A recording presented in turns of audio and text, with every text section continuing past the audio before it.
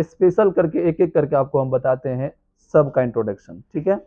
और लास्ट में आपको सर्वनाम से पूछे गए क्वेश्चन का भी प्रैक्टिस कराएंगे, इसी कारण पूरे क्लास तक बने रहें, ठीक है। तो पहला हो गया आपका पुरुषवाचक सर्वनाम, ठीक है। अभी जस्ट बताए पुरुषवाचक सर्वनाम पुरुष और स्त्री, तो वैसा सर्वनाम जो पुरुष और स्त्री दोनों के नाम के बदले प्रयोग होता है उसे क्या कहते हैं, पुरुषवाचक सर्वनाम कहते हैं। वैसा सर्वनाम जो किसी स्त्री या पुरुष के नाम के बदले प्रयोग होता है उसे क्या कहते हैं, पुरुषवाचक सर्वनाम कहते हैं, ठीक है। अब देखिए डिफिनेशन, चलो समझो, अभी डिफिनेशन बता दिया। अभी वैसा सर्वनाम जो किसी स्त्री या पुरुष के नाम के बदले प्रयोग होता है, ठीक है। यह सर्वनाम मुख्य रूप से 3 प्रकार के होते हैं, क्योंकि पुरुष कितने प्रकार के, प्रथम पुरुष, मध्यम पुरुष और संस्कृत में चल गया, हाँ अन्य पुरुष, चलो उत्तम पुरुष भी बोल सकते हैं, ठीक है। तो सबसे पहला हो गया आपका, दूसरा, तीसरा, उत्तम पुरुष को ही प्रथम पुरुष भी कहा जाता है, ठीक है। तो प्रथम पुरुष कौन होता है, जो बोलता है, जो वक्ता होता है। वक्ता को क्या कहते हैं, प्रथम पुरुष या उत्तम पुरुष। वक्ता मतलब बोलने वाला, श्रोता मतलब सुनने वाला, ठीक है, समझिए। तो वक्ता जब कोई सर्वनाम अपने लिए प्रयोग करेगा तो वो सर्वनाम कौन सा सर्वनाम होगा, हाँ प्रथम पुरुष या उत्तम पुरुष, तीनों ही प्रकार जितना भी एग्जाम्पल देंगे सब कौन सा सर्वनाम होगा, पुरुषवाचक सर्वनाम होगा, ठीक है। वहां दिखाई नहीं दिया एग्जाम्पल, यहां समझिए, और जितना भी एग्जाम्पल दे रहे हैं सब किसका एग्जाम्पल है, पुरुषवाचक सर्वनाम का है, ठीक है, उसी का प्रकार है, ठीक है। जैसे हो गया मैं, मेरा, मुझे, मेरी, ये शब्द किसके लिए प्रयोग होगा, या तो स्त्री के लिए या तो यही सर्वनाम क्या कहलाएगा, कौन सा सर्वनाम, पुरुषवाचक सर्वनाम। लेकिन उसमें भी इसका 3 प्रकार हो गया, जिसमें पहला क्या है, उत्तम पुरुष। पुरुषवाचक सर्वनाम कितने प्रकार, 3 प्रकार। उत्तम पुरुषवाचक सर्वनाम है, उत्तम मतलब होता है जो बोलता है समझ में। जैसे मैं पढ़ा रहा हूं, इसमें कौन बोल रहा है, मैं बोल रहा हूं, ठीक है।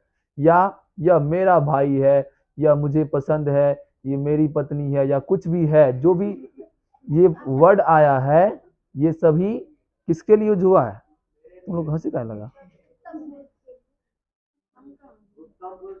हाँ ये सभी जो वर्ड प्रयोग हुआ है ये बोलने वाला कर रहा है, कभी सुनने वाला ये सब बोलेगा, ये वर्ड सुनने वाला नहीं बोलेगा, मतलब जो भी बोलेगा वही कहेगा मैं, मेरा, मुझे, है समझ में। तो जो सर्वनाम का प्रयोग वक्ता अपने लिए करता है, ठीक है, या वक्ता के नाम के बदले होता है, वही सर्वनाम क्या कहलाता है, उत्तम पुरुष सर्वनाम। जैसे मैं खाना खाना चाहता हूं, तो बताइए इसमें कौन सर्वनाम है, मैं सर्वनाम है। किस प्रकार का सर्वनाम है, मैं पुरुषवाचक सर्वनाम है, और पुरुषवाचक सर्वनाम में कौन सा प्रकार, उत्तम पुरुष, क्योंकि ये बोल रहा है खुद, है समझ में। और जो सुनेगा वो बोलेगा कि मैं खाना खाना चाहता हूँ, जो सुनेगा वो क्या बोलेगा, हाँ लेके आ रहा हूं, या और भी कुछ आंसर देगा उसका। तो मैं शब्द क्या हो गया, मैं शब्द क्या हुआ, उत्तम पुरुष। मेरा नाम जो भी है विकास है, ठीक है, इसमें मेरा क्या है, सर्वनाम है, कौन सा सर्वनाम है, पुरुषवाचक सर्वनाम, ठीक है। मैं दिल्ली में रहता हूं, कौन सा सर्वनाम, पुरुषवाचक सर्वनाम। मैं जयपुर जा रहा हूं, कौन सा सर्वनाम, पुरुषवाचक सर्वनाम, और कौन सा पुरुष, उत्तम पुरुष। मैं दिन में 3 बार खाना खाता हूं, कौन सा सर्वनाम, पुरुषवाचक सर्वनाम, क्योंकि ये शब्द कभी गाय बकरी नहीं बोल सकता है। मैं दिन में 3 बार खाना खाता हूँ, ये शब्द कोई पुरुष या स्त्री ही बोलेगा, ठीक है, या कोई निर्जीव वस्तु बोलेगा नहीं। चलिए दूसरा हो गया, दूसरा क्या था,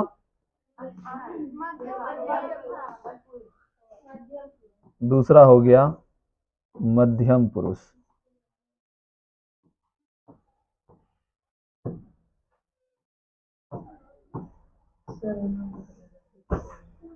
मध्यम पुरुष मतलब होता है जो बीच की कड़ी होती है, या जो सुनने वाला होता है, जो सामने होता है। जैसे हम बोल रहे हैं, आप सुन रहे हैं, ठीक है। आप कौन सा पुरुष हो गए? कौन सा पुरुष? पुरुष, हाँ, मध्यम पुरुष, ठीक।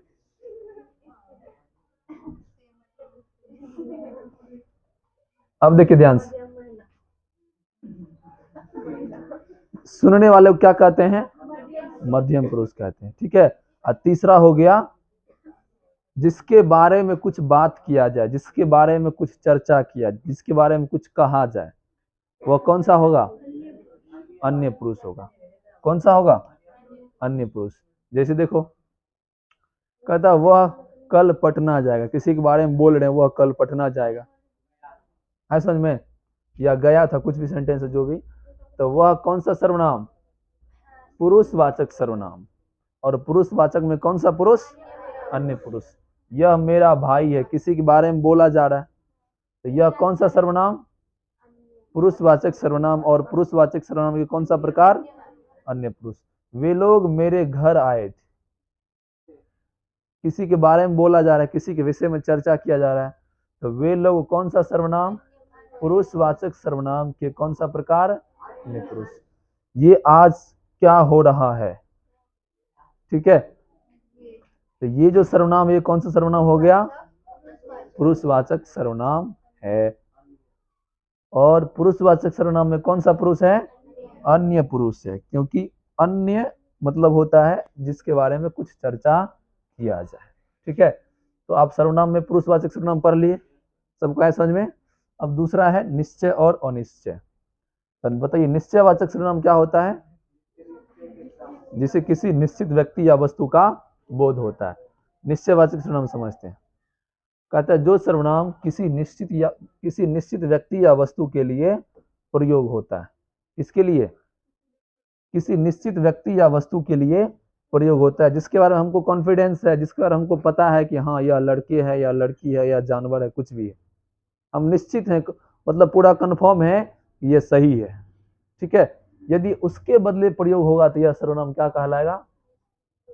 तो किसी निश्चित व्यक्ति, वस्तु, या सीधा समझो किसी निश्चित संज्ञा के लिए, किसी निश्चित संज्ञा के लिए जिस सर्वनाम का प्रयोग किया जाता है उसे क्या कहते हैं? निश्चयवाचक। जैसे वह मेरा गांव है, हम कंफर्म है कि वह मेरा ही गांव है, तब ना हम बोल रहे हैं, इसका मतलब वह कौन सा संज्ञा हो गया? निश्चयवाचक संज्ञा हो गया। कॉन्फिडेंस है, मतलब पूरा कंफर्म है कि वह मेरा ही गांव है, ठीक है। दूसरा, यह मेरी पुस्तक है, हम पुस्तक को पहचान लिए, पूरा छू छा के देख लिए, उसके बाद हम क्या बोलेंगे? यह मेरी पुस्तक है। इसका मतलब यह निश्चित रूप से मेरी पुस्तक है और किसी की नहीं हो सकती, तुम सिर्फ मेरी पुस्तक हो। हम लोग कहाँ में निकले के चल जाता है, मतलब एग्जाम्पल भी देना गुनाह है ना। चलो समझो, इसका मतलब यह मेरी पुस्तक है, यह कौन सी संज्ञा? कौन सी संज्ञा? हाँ, निश्चयवाचक संज्ञा। ये सेब है, हम देख लिए, बढ़िया से सुगंध ले लिया, उसका रंग रूप देख लिए कि यह सेब ही है, तभी उसको सेब बोलेंगे। कि कटहल को भी सेब बोल देंगे? नहीं। हाँ, इसका मतलब हम कंफर्म है, निश्चित है कि ये सेब है, तो हम क्या बोल रहे हैं? इसका मतलब ये जो शब्द प्रयोग हो रहा है ये किसी निश्चित व्यक्ति या वस्तु के लिए प्रयोग हो रहा है। इसका मतलब ये कौन सा सर्वनाम? कौन सा सर्वनाम? अगला टॉपिक है साइलेंस और निश्चयवाचक सर्वनाम। जैसे भूत हो गया, ये कोई निश्चित व्यक्ति वस्तु है? और निश्चित क्या है? नहीं कभी देखे हैं, नहीं कभी सुने हैं, सुने तो हैं बहुत बार, लेकिन देखे नहीं, उसका रंग रूप नहीं देखे हैं। इसका मतलब भूत इज अनिश्चयवाचक सर्वनाम। इसका मतलब भूत क्या है? कौन है, कहां से आया, कहां गया, कुछ पता नहीं है। वह कौन सा संज्ञा हो, कौन सा सर्वनाम हो जाएगा? अनिश्चयवाचक। तो अनिश्चयवाचक सर्वनाम या अनिश्चयवाचक संज्ञा के लिए या अनिश्चित व्यक्ति या वस्तु को बोध कराने के लिए जिस सर्वनाम का प्रयोग होता है उसे क्या कहते हैं? क्या कहते हैं? आइए एग्जाम्पल में देखते हैं और ज्यादा समझ में आएगा आप लोग को। जैसे कहता है कोई आने वाला है, कोई आने वाला है। कौन आने वाला कुछ पता है? कुछ पता नहीं है। इसका मतलब कोई आने वाला है, उसके लिए भी कुछ शब्द का प्रयोग हुआ जिसका नाम क्या है? कोई। इसका मतलब कोई किसी संज्ञा के बदले में प्रयोग हुआ है। किसके बदले में? लेकिन किसी अनिश्चित संज्ञा के बदले में प्रयोग हो रहा है। कौन है, कैसा है, कहाँ है, कब आएगा, कुछ पता नहीं है। सीधा इतना पता है कि कोई आने वाला है। इसका मतलब कोई कौन सा संज्ञा? और निश्चयवाचक संज्ञा। कोई कौन सा संज्ञा? दूसरा एग्जांपल समझिए। तुम कुछ कह रहे थे, ऐसा बार बार निक्की के साथ होता है कि निक्की कुछ बोलती है, फिर वो साइलेंस हो जाती है, हम फिर पूछते तुम कुछ कह रहे थे? बिल्कुल भी नहीं। इसका मतलब हम सुने नहीं क्या बोला, बिल्कुल अनिश्चित है, क्या बोल रही थी, नहीं बोल रही थी, गाली दे रही थी, क्या कर रही थी, कुछ पता नहीं है। इसका मतलब कुछ जो शब्द है ये किसी अनिश्चित शब्द का बोध करा रहा है, इसका कोई निश्चित नहीं है। इसका मतलब कुछ कौन सा संज्ञा, सॉरी कौन सा सर्वनाम? और निश्चयवाचक सर्वनाम। कौन सा सर्वनाम? और निश्चयवाचक। अब सुनिए तीसरा एग्जांपल है, कोई कुछ नहीं बोल रहा है। कोई कुछ नहीं बोल रहा है, देखो इसमें दो अनिश्चयवाचक सर्वनाम है, कोई भी और या दोनों को मिला के एक ही बार बोल देंगे, कोई कुछ। ठीक है, कोई कुछ कौन सा सर्वनाम है? अनिश्चयवाचक सर्वनाम है, क्योंकि कोई किसी निश्चित व्यक्ति या वस्तु का बोध नहीं करवा रहा है। इसका मतलब कोई या कुछ क्या है? अनिश्चयवाचक सर्वनाम। कोई आ गया तो हम क्या करेंगे? कोई। इसका मतलब कोई क्या है? अनिश्चय का बोध करा रहा है, अनिश्चित व्यक्ति या वस्तु का बोध करा रहा है। इसीलिए कोई शब्द क्या होगा? क्या होगा? अनिश्चयवाचक सर्वनाम। पांचवा एग्जांपल है, वहां कोई भी हो सकता है।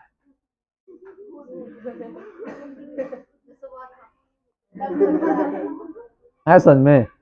अब मान के चलिए बहुत दूर से किसी व्यक्ति को देख रहे हैं और देखने में लग रहा है हमारे मौसी तरह ना, लेकिन जब नजदीक आया, या मतलब अभी कॉन्फिडेंस ना है कि वही जो भी मेरा रिलेटिव है, लेकिन हो सकता है कि वहां कोई भी हो सकता है, मौसा की जगह मौसी भी हो सकता है। साड़ी ना, इसका मतलब वहां कोई भी हो सकता है। तो कोई भी या कोई शब्द जो है ये किसी अनिश्चित व्यक्ति या वस्तु को इंडिकेट कर रहा है। इसका मतलब कोई शब्द क्या है? कौन सा सर्वनाम हुआ? और निश्चयवाचक सर्वनाम हुआ। और निश्चयवाचक सर्वनाम सबको समझ में आया? वैसा सर्वनाम जो किसी अनिश्चित व्यक्ति या वस्तु का बोध कराता है, या किसी अनिश्चित व्यक्ति या वस्तु को बोध कराने के लिए जिस सर्वनाम का प्रयोग होता है उसे क्या कहते हैं? क्या कहते हैं उसे? और निश्चयवाचक सर्वनाम कहते हैं। ठीक है, अगला देखिए आप। अगला है आपका संबंधवाचक सर्वनाम। अभी आपको जस्ट बताए थे, संबंध नाम से स्पष्ट है, दो के बीच रिलेशन को बताता है। क्या बताता है? चाहे वो संज्ञा हो और सर्वनाम हो। ठीक है, तो वैसा शब्द जो वाक्य में संज्ञा के साथ संबंध को दर्शाता है उसे क्या कहते हैं? क्या कहते हैं उसे? संबंधवाचक सर्वनाम कहते हैं। बहुत सारा वाक्य आएगा जो आपको संबंध के बारे में बताएगा। जैसे अभी एक एग्जांपल दिए थे कि राधा एक लड़की है जो एक नर्स है। ठीक है, तो जो शब्द किसके लिए जो हो रहा है? किसी संज्ञा के लिए, या राधा के लिए, या कोई भी लड़की के लिए। और जो क्या बता रहा है? एक नर्स है, या एक डॉक्टर है, या एक इंजीनियर है, कुछ भी है। इसका मतलब जो का रिलेशन किसके साथ है? राधा के साथ। जो किसके साथ रिलेशन बना रहा है? राधा के साथ। इसका मतलब जो शब्द क्या हो गया? क्या हो गया? संबंधवाचक सर्वनाम हो गया। इसका डेफिनेशन हो जाएगा कि जिस सर्वनाम से दो वाक्य या दो संज्ञा के बीच क्या हो? रिलेशन हो। अभी जस्ट आपको बताए थे कि दो वाक्य को संबंधवाचक सर्वनाम क्या करता है? जोड़ता है। कितने वाक्य को? और दो वाक्य के बीच रिलेशन को स्पष्ट करता है, संबंध को बताता है। या दो वाक्य हो या दो संज्ञा हो। ठीक है, तो उन दोनों के बीच जो संबंध को दर्शाएगा वही संज्ञा या वही सर्वनाम क्या कहलाएगा? हाँ। अब देखिए एग्जाम्पल समझिए। कहता यह वही गुड़िया है जिसे तुमने मांगी थी। ठीक है। अब मान के चलिए मार्केट गए और मार्केट में गुड़िया कोई पसंद आ गया, ये अच्छी गुड़िया, इसको खरीद लेते, लेकिन उस समय पिताजी के पास पैसे नहीं थे। ठीक है, पिताजी क्या बोले, तुमको बाद में हम दिला देंगे, चलो घर। उस बच्चे को घर लेके आ गया, पिताजी दोबारा या किसी दूसरे दिन मार्केट गया तो वही गुड़िया लेके गुड़िया के सामने आ गई और बेटी बोली कि देखो ये वही गुड़िया है जिसे तुमने पसंद की थी, या जिसे क्या पसंद है ना, हाँ जिसे तुमने मांगी थी। तो बताओ जैसी वर्ड क्या कर रहा है, दो वाक्य को जोड़ रहा है। यह वही गुड़िया है तुमने मांगी थी, यह वर्ड क्या कर रहा है, दो वाक्य को आपस में रिलेटिव कर रहा है, दो वाक्य को आपस में संबंध दर्शा रहा है। और जैसी का संबंध किससे है, किससे है, यानी कि किसी संज्ञा से है। इसका मतलब जैसी शब्द क्या हो गया, कौन सा सर्वनाम, संबंधवाचक सर्वनाम है। इसी कारण यह वाक्य क्या कर रहा है, संबंध को दर्शा रहा है कि यह वही गुड़िया है जिस जैसी तुमने मांगी थी। जैसी मतलब जैसा तुमने मांगा था, जैसी तुम्हारा पसंद था वैसा ही है। ठीक है, चलिए दूसरा वाक्य देखिए। अब कहता मैं वही करूंगा जैसा तुम कहोगे। ठीक है, तो जैसा वर्ड जो है क्या कर रहा है, किसके साथ संबंध बता रहा है, मैं के साथ। ठीक है, तो जैसा तुम कहोगे मैं वैसा ही करूंगा, या मैं वैसा ही करूंगा जैसा तुम कहोगे। तो जैसा क्या कर रहा है, किसी दो वाक्य को जोड़ रहा है, अर्थात जैसा क्या हो गया, जैसा क्या हो गया, संबंधवाचक सर्वनाम हो गया। क्या हो गया, जैसा संबंधवाचक सर्वनाम। नेक्स्ट एग्जांपल है, मैं क्या कहूं उसकी बहन मेरी दोस्त है। अब मैं क्या कहूं और बहन मेरी दोस्त है, और इन दो वाक्य को कौन जोड़ रहा है, और उसकी रिलेशन किसके साथ, मैं नहीं, मैं क्या बोलता है तुम लोग, मैं सारा। ठीक है, नेक्स्ट देखिए, जिसकी जितनी गलती होती है उसे उतनी ही सजा मिलती है। ठीक है, जिसकी जितनी गलती होती है उसे उतनी ही सजा मिलती है। यहाँ क्या है, उतनी शब्द या जितनी शब्द क्या कर रहा है, संबंध को बता रहा है। तो उतनी और जितनी क्या हो गया, क्या हो गया, संबंधवाचक सर्वनाम हो गया। ठीक है, नेक्स्ट एग्जांपल देखिए, मैं वहां हूं जहां तुम मुझे ढूंढ नहीं सकते हो। ठीक है, तुम्हारे दिल में। अब देखिए जहां क्या है, जहां क्या है, दो वाक्य को जोड़ रहा है। मैं वहां हूं तुम मुझे ढूंढ नहीं सकते हो, इसका मतलब जहां शब्द क्या कर रहा है, किसी दो वाक्य को जोड़ रहा है, या जहां क्या कर रहा है, किसके साथ संबंध बता रहा है। इसका मतलब जहां शब्द क्या है, संबंधवाचक सर्वनाम है। व्याकरण सब यहाँ नहीं है, एक भी नहीं। हाँ, कॉलेज आया आने दोनों।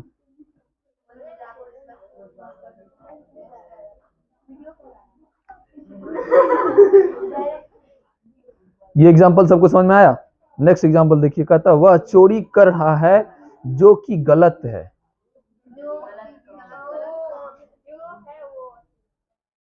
यहाँ जो क्या है, क्या बता रहा है, संबंध बता रहा है। इसी कारण जो कौन सा सर्वनाम होगा, संबंधवाचक सर्वनाम। आया सबको समझ में। चलिए नेक्स्ट देखिए, अब प्रश्न पूछने के लिए जिस सर्वनाम का प्रयोग किया जाता है वही सर्वनाम क्या कहलाएगा, सिंपल है। जैसे कौन, क्या, कब, कैसे, कहां, क्यों, ये सभी शब्द क्या है, प्रश्नवाचक सर्वनाम है।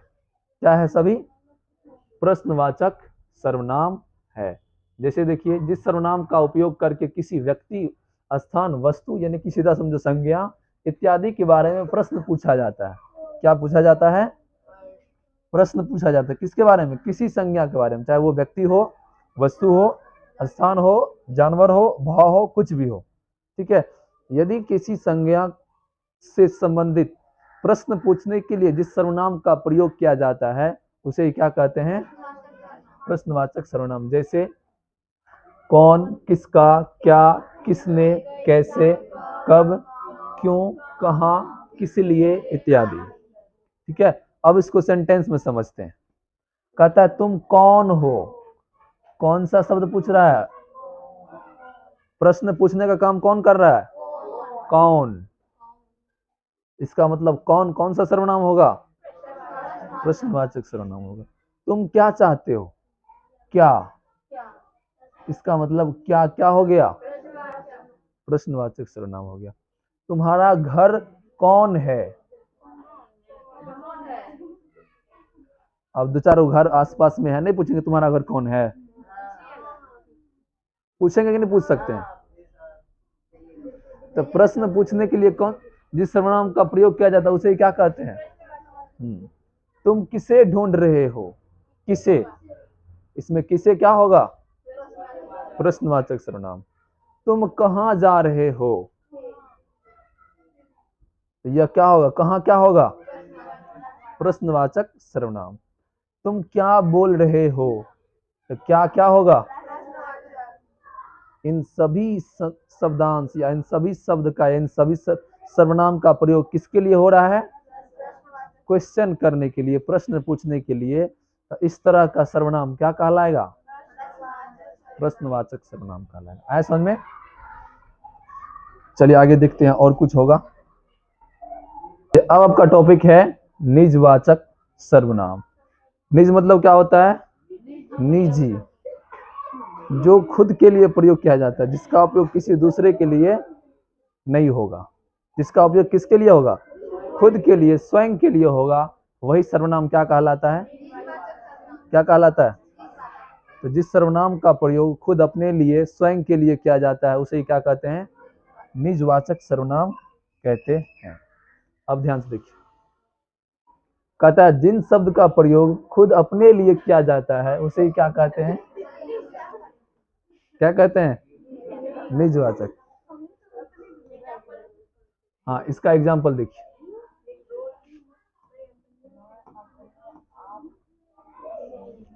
इसका एग्जाम्पल क्या होगा? मैं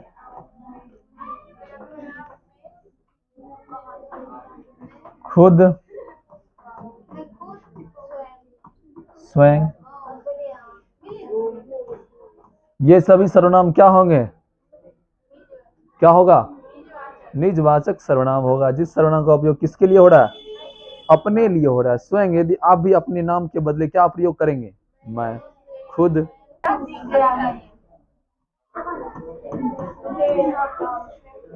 सुनिए ध्यान से, कहता है मैं खुद डॉक्टर हूं। ठीक है, तो बताइए इसमें निजवाचक सर्वनाम क्या होगा? मैं खुद। क्या होगा? कहता है यह मेरी निजी पुस्तक है। निजी, तो निजी शब्द क्या होगा? तो निजी इसमें क्या हो गया? निजी क्या होगा? कौन सा सर्वनाम? निजवाचक सर्वनाम। ठीक है, मैं खुद कार खरीद लूंगा। ठीक है, तो इसमें मैं खुद क्या होगा? कौन सा सर्वनाम? निजवाचक सर्वनाम। ठीक है, तो जिस सर्वनाम का प्रयोग स्वयं अपने लिए किया जाता है, खुद के लिए किया जाता है, वही सर्वनाम क्या होगा? इसमें तीन ही चार ऐसा होता है, मतलब तीन ही चार जो होता है जो निजवाचक सर्वनाम है। मैं, खुद, स्वयं, निजी, ये सब हो गया। ठीक है, आप लोग को बताते हैं सर्वनाम से संबंधित क्वेश्चन किस प्रकार से आता है। कहता है रोटी मत खाओ क्योंकि वह जली है।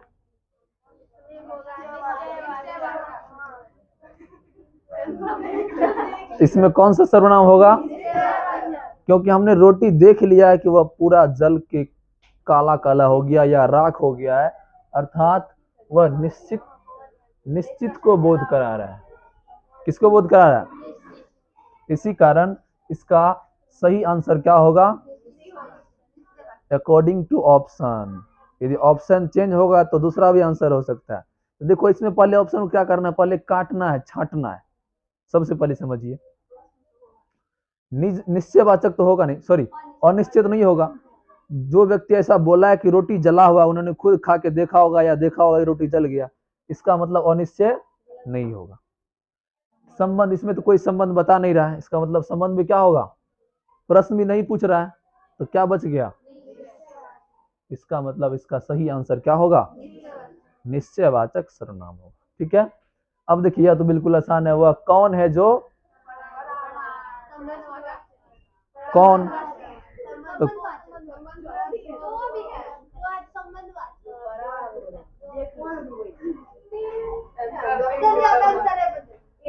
वह कौन है जो पड़ा रो रहा है, तो ऑप्शन के अकॉर्डिंग देख लो, निश्चयवाचक होगा क्योंकि कौन है जो प्रश्न पूछ रहा है, प्रश्नवाचक हो सकता है, ठीक है, संबंधवाचक भी हो सकता है।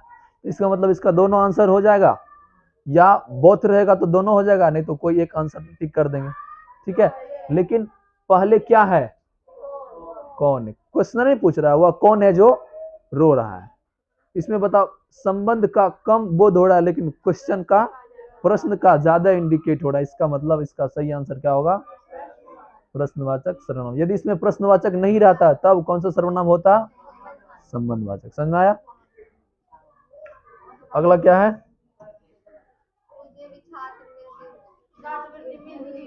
हाँ, मुझे भी छात्रवृत्ति मिलती थी, तो मुझे भी, यह सर्वनाम किसके लिए प्रयोग हो रहा है, खुद के लिए प्रयोग हो रहा है। ऑप्शन देखो, पुरुषवाचक, निश्चयवाचक, निजवाचक और प्रश्नवाचक। तो क्या होगा, क्या होगा, दोनों हो सकता है।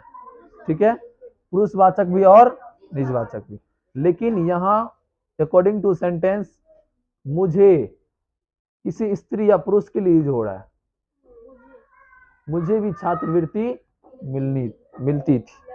ठीक है, तो यह कौन सा सर्वनाम होगा, कौन सा सर्वनाम, पुरुषवाचक सर्वनाम होगा। ठीक है, अभी आप लोग के लिए क्लास वर्क है कि सर्वनाम को छांट कर लिखना है। ये कुछ वाक्य है, ठीक है, और इन वाक्यों से क्या करना है, जो भी सर्वनाम है उसको लिखना है, और उसके ब्रैकेट में लिखना भी है किस प्रकार का सर्वनाम है। एग्जाम्पल समझिए, मैं खुश हूं, तो बताइए मैं कौन सा सर्वनाम, पुरुषवाचक। यहां लिखेंगे सर्वनाम, इसमें कौन है, मैं है सर्वनाम, और कौन सा सर्वनाम है, पुरुषवाचक सर्वनाम है।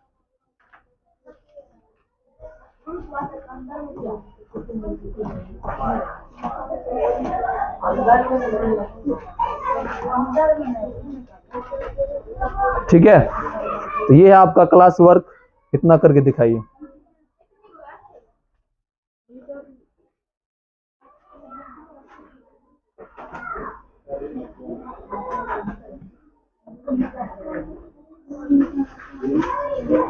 सबका बन गया, चलिए अगला होमवर्क है,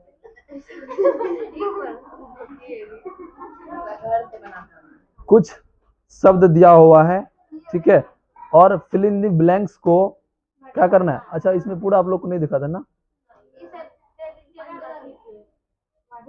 ये हो गया आपका क्लास वर्क भाई, ये सारा क्वेश्चन, ठीक है, इनमें से क्या करना है, सभी का सर्वनाम लिखना है, और उसके ब्रैकेट में लिखना है कि यह किस प्रकार का सर्वनाम। ठीक है, हो गया। अब देखिए, ये कुछ फिल इन द ब्लैंक्स है, और इसमें आपको ऑप्शन है इन्हीं शब्दों में से चूज करके इस सेंटेंस में, sorry, in fill in the blanks को भरना है और सेंटेंस को पूरा करना है। जैसे देखिए, डैश आराम से बैठिए, कभी होगा मैं आराम से बैठिए, आप, हम, तुम, आपका, तुम्हारी, तो बताओ इसका आंसर से क्या होगा, आप आराम से बैठ, कहे कि तुम, क्योंकि तुम नहीं कह सकते तुम आराम से बैठिए, यदि ऐसा होता तो कहते तुम आराम से बैठो, ठीक है, लेकिन अपने से कोई बड़े व्यक्ति है या छोटे भी, तो उसको रिस्पेक्ट के साथ बोल रहे हैं कि आप आराम से बैठिए। इसका मतलब इस फिल इन द ब्लैंक्स में क्या भराएगा, आप आएगा। ठीक है, डैश बाहर जाओ, तुम बाहर जाओ, इसी प्रकार इन सब को बनाना है। कितना है, बस इतना ही। ठीक है, इन सभी को भी आपको क्लास वर्क में करना है, जल्दी से करिए।